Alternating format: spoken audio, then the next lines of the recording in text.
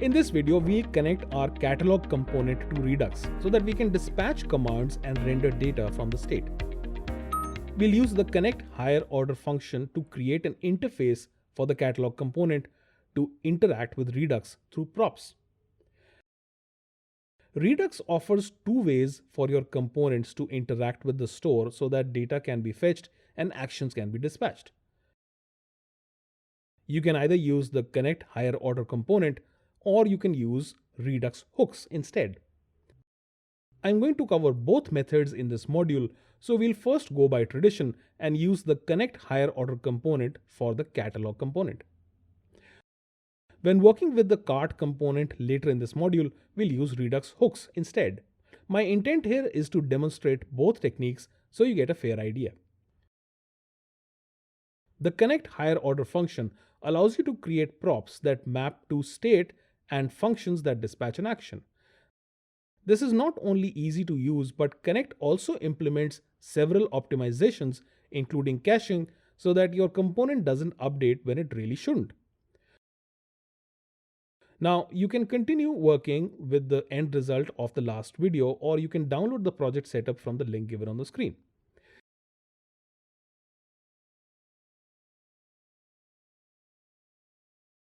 In the last video, we built action creators for setting and clearing the filter flag, and we also built reducer functions to service those actions.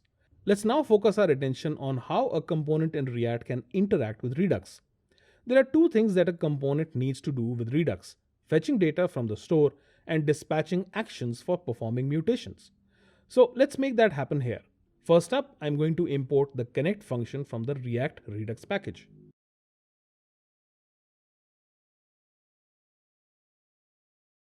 We'll also import the set filter and clear filter action creator functions from the catalog actions file that we made earlier.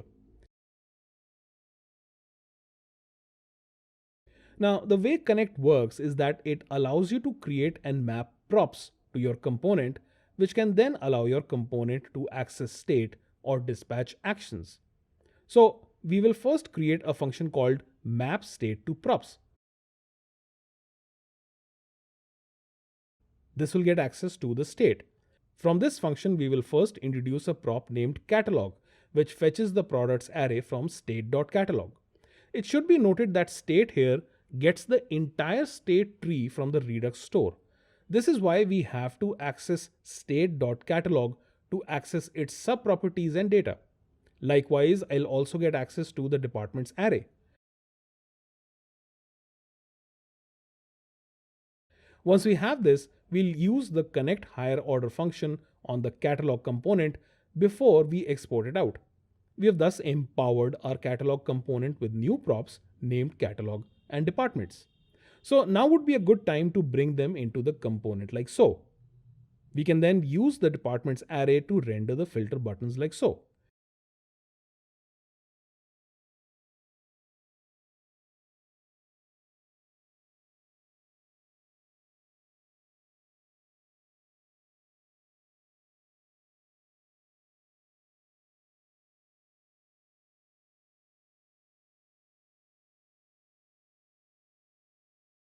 There you can see them now.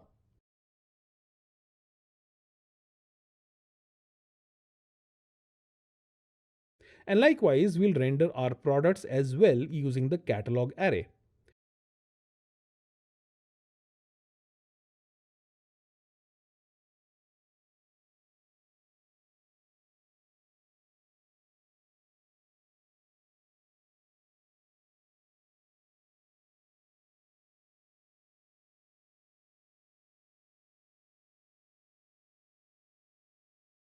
Notice the use of the spread operator here. The product component demands props with the same names as the keys in the item object being received from the catalog. So instead of manually creating each and every prop, we can use this syntax. Simple.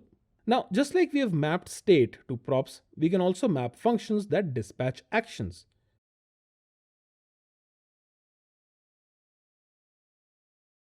For this purpose, I'll create another function called map dispatch to props, which accepts the dispatch function. The first prop here will be called onSetFilter, which is a function that accepts the name of a department and dispatches the setFilter action using the creator function like so.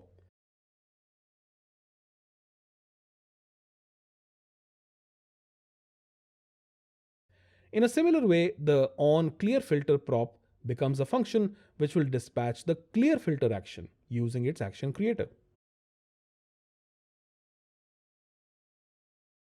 The connect function takes the map dispatch to props function as its second argument like so. We can now bring these two new props in as well.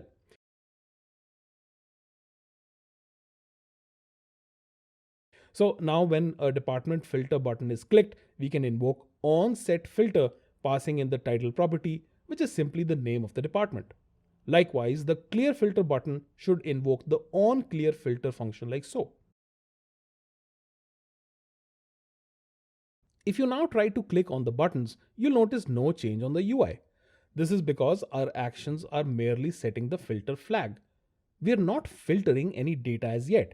To do that, I'll make a function here called filterProducts, which accepts products and a filter key, and if the filter is not null, it filters the products array and returns the result, or else if the filter is undefined or null, it will return the entire products array. This is a pure function because it doesn't introduce any side effects of its own and simply works on the data it is provided through the arguments. Using this is simple. We'll just set the value of our catalog prop to an invocation of the filterProducts function, passing in the state.catalog.products and the state.catalog.filter property.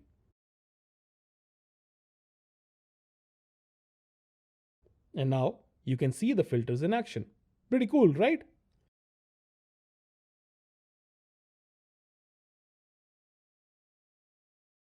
Next up, let's build actions and reducer capabilities for the cart. This will be pretty intensive as the functionality requires computation on various levels.